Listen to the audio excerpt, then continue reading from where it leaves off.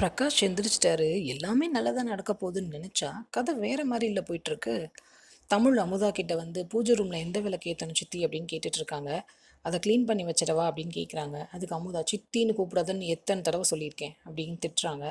ஆனாலும் தமிழ் விடாமல் இந்த விளக்கு ஓகேவா, அந்த விளக்கு வைக்கவா, வெள்ளி விளக்கு வைக்கவான்னு ஒவ்வொன்றா கேட்டுகிட்டே இருக்காங்க. பார்த்துட்டே இருந்த மீனா ஒன்றும் சொல்லாமல் கிளம்பி போயிடுறாங்க.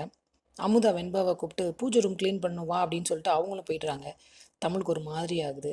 அப்புறம் ஜனாமாவும் சிபியும் பேசிகிட்டு இருக்காங்க. தமிழ் போய் ஜனாமான்னு கூப்பிடத்தான் செய்கிறாங்க.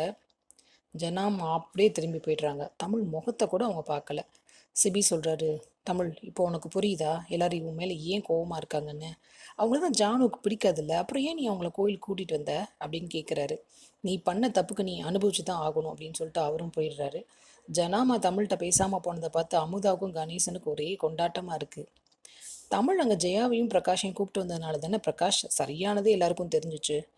இது சிபி ஜனாமா மீனா எல்லாம் யோசிப்பாங்களா இல்லையா? சரி, பிரகாஷ் தான் சரியாயிட்டார்ல, அப்புறம் எதுக்கு இன்னும் ஜெயா மேலே கோவம்?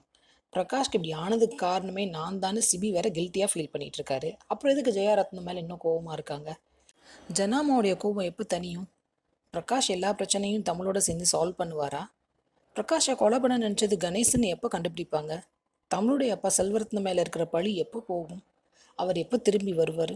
பொறுத்திருந்து பார்ப்போம். சீரியல் அப்டேட்ஸ்க்கு எங்கள் சேனலை சப்ஸ்கிரைப் பண்ணுங்கள். மீண்டும் அடுத்த அப்டேட்டில் சந்திப்போம்.